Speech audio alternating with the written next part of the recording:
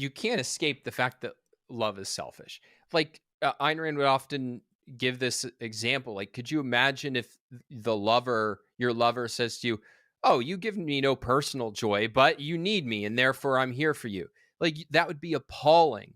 It and so in many ways, the selfish nature of love is like one of the greatest testaments to selfishness. Is you want somebody who has gets enormous pleasure from being part of your life.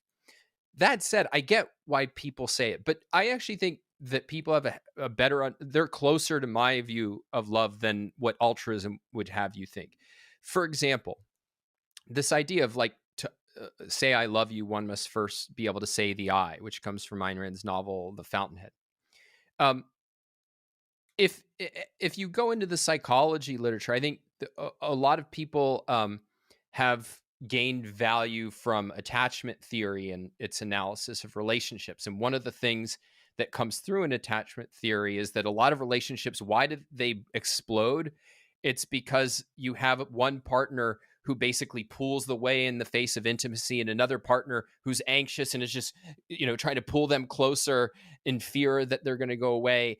And what both people are missing is that self-confidence and self-esteem, that they're not needy and they're not alarmed with the vulnerability that a relationship requires. In other words, healthy self-esteem on both partners' part is the basis for the best kind of relationships, the most solid kinds of romantic relationships you can have. One thing that I do think can be confusing, and I get why people would pull back from this idea of love is selfish. What is a sacrifice? Because if you're in a relationship, it's definitely not that you can just do whatever you want whenever you want to do it, and it's going to be a good relationship, right? Mm. Um, you know, like like there's small things from I want to watch this action movie, my partner wants to watch this romantic comedy, and we're gonna have to accommodate each other. Maybe sometimes we'll switch off. Maybe we'll just go, well, what's a third option that isn't either of our favorites, but we'd both be invested in. So there's ways that you make accommodations. I don't regard that as a sacrifice. If you're viewing that as a sacrifice, you're viewing things too narrowly.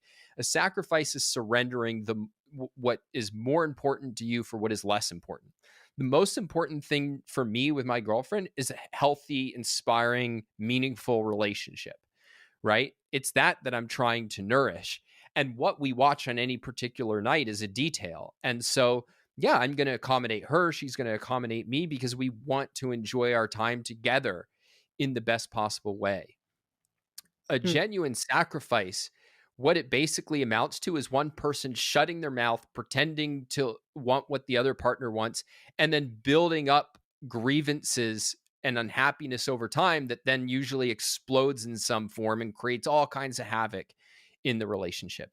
The most important thing you can do to ensure a good relationship is get really clear on what you want and really good at communicating what you want to your partner.